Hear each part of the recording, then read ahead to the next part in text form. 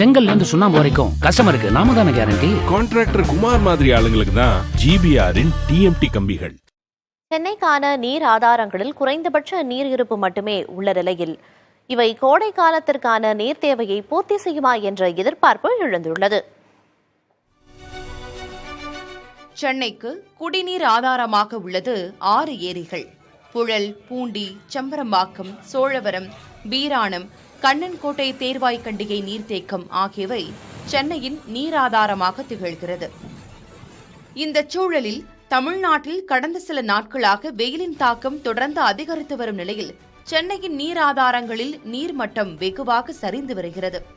April 26ஆம் தேதி நிலவரப்படி புழல் ஏரியின் நீர்மட்டம் 19.59 அடியாக உள்ளது.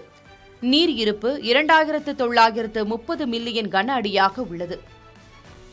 புழல் ஏரியின் நீர்வரத்து 595 கன அடியாகவும் நீர் வெளியேற்றம் 216 கன அடியாகவும் உள்ளது. சோழவரம் ஏரியின் நீர்மட்டம் 2.96 அடியாக உள்ளது. மொத்த கொள்ளளவான 1080 மில்லியன் கன அடியில் தற்போது நீர் 130 மில்லியன் கன அடி உள்ளது. நீர்வரத்து எதுவும் இல்லை என்றாலும் 208 கன அடி நீர் வெளியேற்றப்படுகிறது.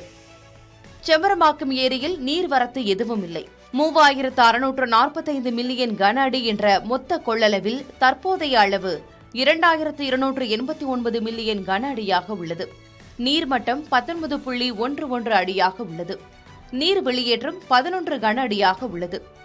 பூண்டி ஏரியின் நீர்மட்டம் 26.21 அடியாக இருக்கும் நிலையில் 523 கன அடி நீர் வெளியேற்றப்படுகிறது.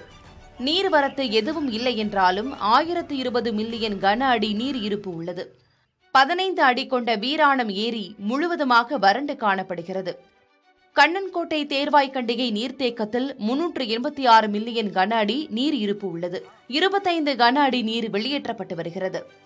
சென்னையின் குடிநீர் வழங்கும் ஏரிகளின் நிலை இப்படி இருக்க, ஆந்திர மாநிலம் கண்டலேறு அணையிலிருந்து தெலுங்கு கங்கா திட்டத்தின் கீழ் போடப்பட்ட ஒப்பந்தத்தில் பெற வேண்டிய தண்ணீரை முழுமையாக பெற வேண்டும் என கோரிக்கை எழுந்திருக்கிறது.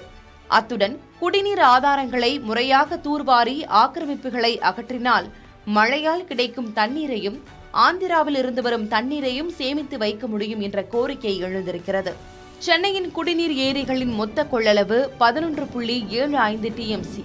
ஆனால் ஏற்கனவே வீராணம் ஏரி முழுவதுமாக வறண்டு போன நிலையில் புழல், பூண்டி, செம்பரம்பாக்கம், சோழவரம், கண்ணன்கோட்டை தேர்வாய்க்கண்டிகை நீர்த்தேக்கம் என 5 ஏரிகளில் தற்போது 6.88 டிஎம்சி தண்ணீர் மட்டுமே இருப்பு உள்ளது.